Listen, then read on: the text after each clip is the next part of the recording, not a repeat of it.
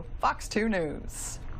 ATV political analyst Brian Sobel joins us now as this Russia story apparently will not go away, and we're hearing word there are reports that the White House is, quote, paralyzed and helpless over this issue because Donald Trump Jr. is not a member of the White House staff, not a part of the administration, and they have no control over what he does or says. True, but I think we're hearing these stories about everybody spending all their time on trying to put their fingers in the dike and stopping the leaks, number one, and stopping the narrative. And the narrative is this creeping idea that there was a lot more to this Russian story than first met the eye. And that's going to go on. There may not be a there, but, you know, if it walks like a duck and quacks like a duck, it might be a duck.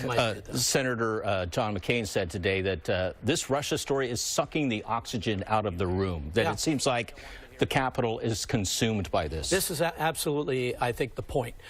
The White House claims that it's running as normal and it's doing its job, but we know, and maybe we can see some things and can't see some things, but we do know nothing's going on in Congress. This is consuming Congress. The only interviews you see all day are either Democrats or Republicans defending or being concerned or whatever. This is taken over Washington, D.C. Trent Gowdy, another Republican, is saying that every member of the White House who had any connection with any Russian going back to when they first watched Dr. Zhivago on TV or at the movie theater should detail those meetings so that no more surprises pop up. We keep talking about the other shoe dropping. Right. Do you think there's going to be another shoe dropping? You don't know.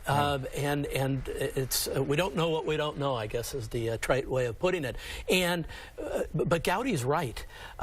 Somebody's got to issue an order that, hey, I want you to go back and scrub your email. I want you to go back and look at who you met with. And if you met with a Russian, you need to document it and get it to some central source so that we can look at it. But we also have to be cautious here. Most of these people had business dealings with Russians, completely legal, and with Chinese folks and people from around the world. So you know you have to be careful. You want to identify bad actors, agents, people who are duplicitous from other countries. But we never wrote Russia off as a business opportunity. We know their government has problems, and we don't like Vladimir Putin, but there was business ties. Sure. Yeah. But last question, and it's not really a question, but an observation. We know what we know from Donald Trump Jr. and Paul Manafort and the others who've had these problems, Michael Flynn. We don't know what John Mueller knows, or Robert Mueller knows about. We don't know what the Senate and House committees know, which could be even more explosive. Oh, well, what happens is you start pulling on the thread, and you keep coming up with names, and then you go after those names, and then you find little pieces of evidence. And we've had this in American political history. This isn't new. It's happened before.